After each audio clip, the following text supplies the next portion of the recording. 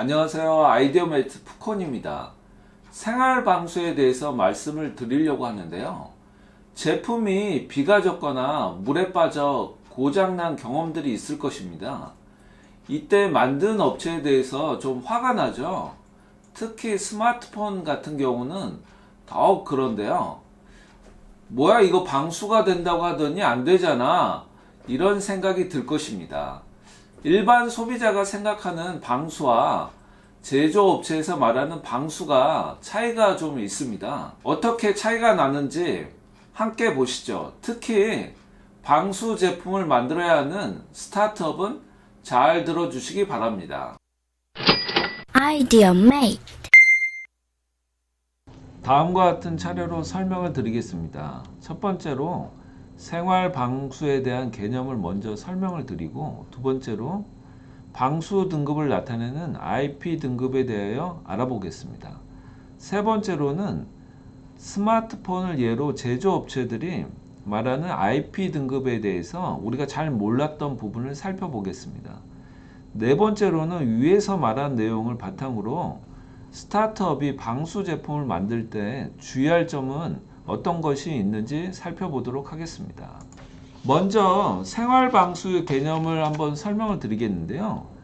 생활방수라는 것이 일상생활에서 사용되는 제품이 물이 스며들거나 새지 않는 것을 의미를 하고 있습니다.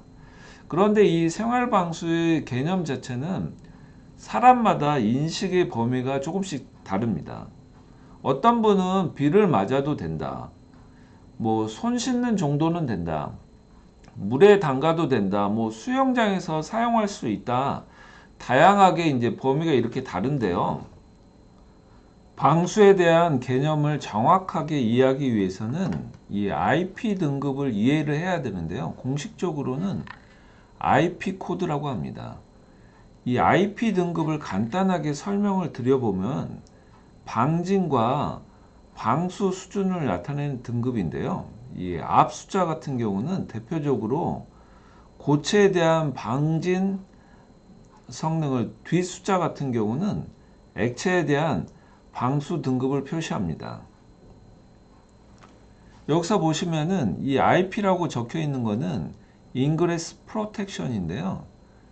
침투에 대한 보호, 이런 뜻이 되겠죠. 이제 공식적으로는 코드 문자라고 합니다.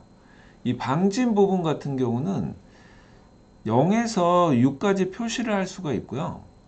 이 방수 부분은 0에서 9까지 있습니다. 주로 이제 8까지가 많이 쓰이고 9 같은 경우는 고압 및 고온 물 분쇄에 대한 보호를 나타내고 있습니다.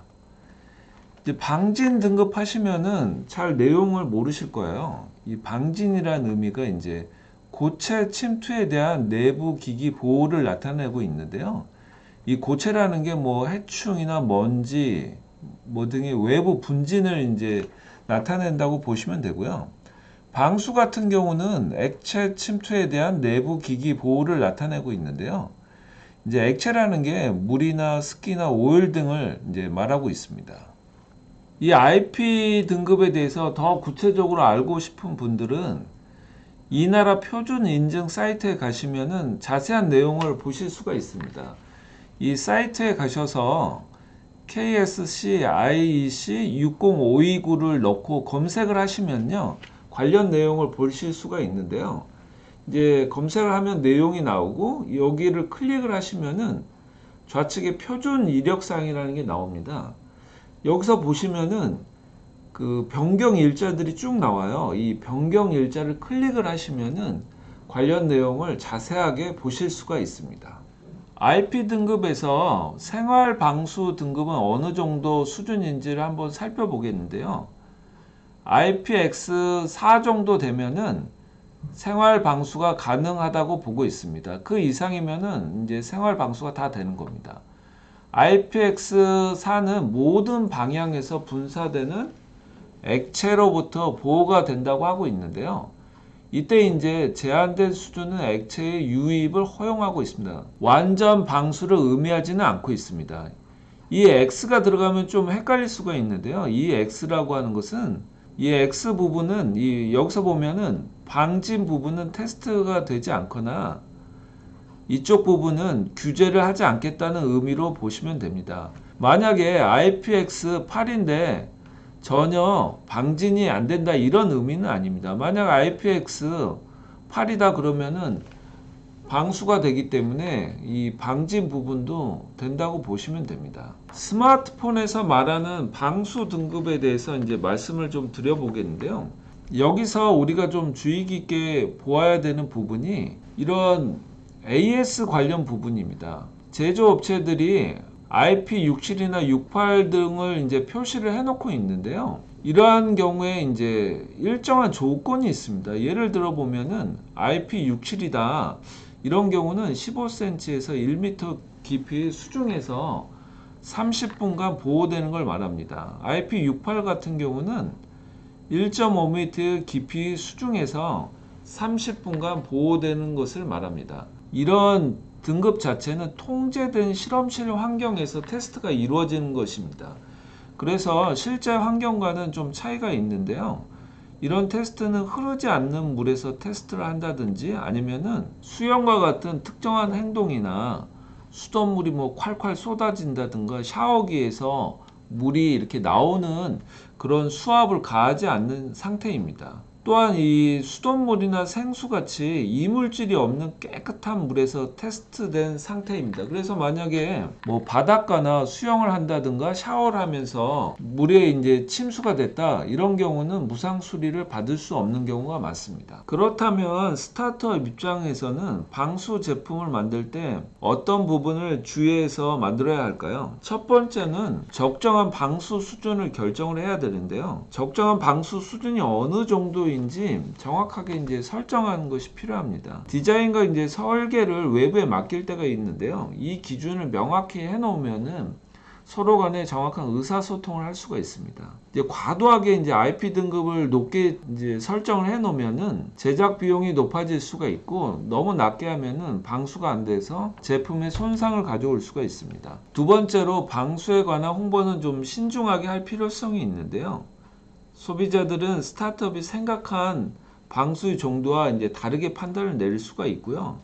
만약에 이제 IP68이다 그래서 방수가 됩니다 이렇게 해놓으면은 뭐 수영장에서도 할 수가 있는 거죠. 이렇게 했는데 물이 침수가 됐다 그러면 뭐 악성 댓글이 엄청나게 달릴 겁니다. 그다음에 이제 소비자들의 사용이 다양하기 때문에 그 실험실 환경과 매우 다릅니다. 그렇기 때문에 방수가 안 될 가능성이 매우 높습니다. 세 번째로는 스타트업 같은 경우는 방수를 너무 쉽게 생각하는 경향이 있습니다. 방수가 되려면 모든 구멍이 나 있는 곳은 전부 막아야 합니다. 이 막는다는 게 그렇게 쉬운 일이 아니라는 것입니다. 어디 한 군데라도 구멍이나 틈새가 있으면은 방수가 안 됩니다. 물론 막을 수는 있는데요. 막기 위해서는 거기에 맞는 구조와 부품 등이 꼭 필요로 합니다.